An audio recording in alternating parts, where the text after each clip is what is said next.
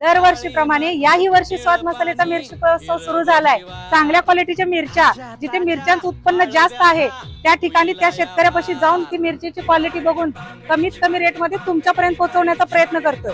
तुम्हाला या ठिकाणी अनेक प्रकारच्या मिरच्या बघायला मिळतील। त्यामध्ये बेडगी असेल, काश्मीरी असेल, लवंगी असेल, संकेश्वरी असेल, गुंटूर असेल। आणि याही वर्षी माझा मसाला कलर, तिखट, टेस्ट वर्षभर टिकून राहिली पाहिजे म्हणूनच तुमच्यासाठी घेऊन आली आहे या सर्व मिरच्या। तर हा महोत्सव 15 मार्च ते 30 मे पर्यंत मैत्रिणींना सुरू आहे। तर वाट कसली बघताय? जवळ तुम्हाला जी सोयीस्कर असेल त्या शाखेला जावा आणि तुम्हाला असणारी मिरची खरेदी करा। तुर्चीतील शेतकऱ्यांचे अन्नत्याग आंदोलन 4 दिवसांपासून सुरू। प्रशासनाच्या तोंडी आश्वासनावर संताप। तासगाव तालुक्यातील तुर्ची येथे गाव नकाशावरील रस्ता तात्काळ खुला करण्याच्या मागणीसाठी शेतकऱ्यांनी सुरू केलेले अन्नत्याग आंदोलन गेल्या 4 दिवसांपासून सुरू राहिले। प्रशासनाकडून अद्याप ठोस निर्णय न झाल्याने आंदोलनकर्त्यांमध्ये तीव्र नाराजी व्यक्त होत आहे। तहसीलदार अतुल पाटोळे यांनी उपोषणस्थळी भेट देऊन आंदोलनकर्त्यांशी चर्चा केली। यावेळी आंदोलनकर्त्यांनी आपल्या मागण्यांवर ठाम भूमिका घेत संबंधित रस्ता तात्काळ खुला करण्याची मागणी केली।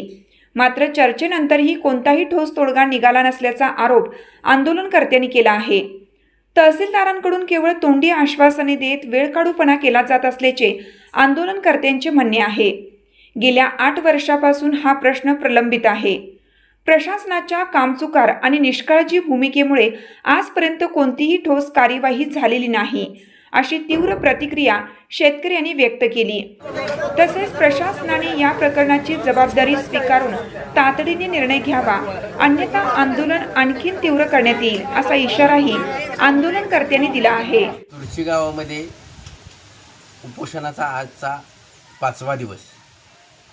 आज ही प्रशासनाने मंडळ अधिकाऱ्यांना उपोषणस्थळी भेट दिली आणि त्या भेटीत तहसीलदार यांचे म्हणणे सोबत लेखी स्वरूपात आणले होते, परंतु ते म्हणणे आमच्या शेतकऱ्याच्या दृष्टीने ते पूरक नसल्यामुळे आम्ही ते पुन्हा एकदा फेटाळले आहे।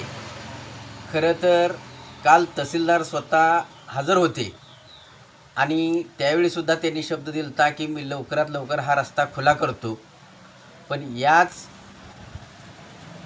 दरम्यान एक कोर्टात प्रतिवाद्यांनी केस टाकली आणि त्या संदर्भात त्यांना कोर्टात हजेरी लावायची होती, पण जाणून बुजून का काय किंवा त्यांना शेतकऱ्यांना न्यायच द्यायचा नाही म्हणून ते काल कोर्टात सुद्धा हजर झाले नाहीत।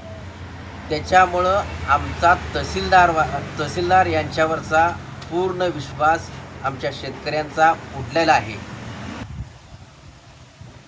म्हणून आम्ही आणखीन हे आंदोलन अतिशय तीव्र स्वरूपाचं करणार आहोत आणि याला जबाबदार फक्त प्रशासनच असणार आहे। का तर वारंवार उपोषण करून सगळे मार्ग सुटतात असं ते म्हणून गेले, परंतु आज अखेर आमच्या शेतकऱ्यांना गेले 2 महिने झाले ते न्याय देऊ शकले नाहीत।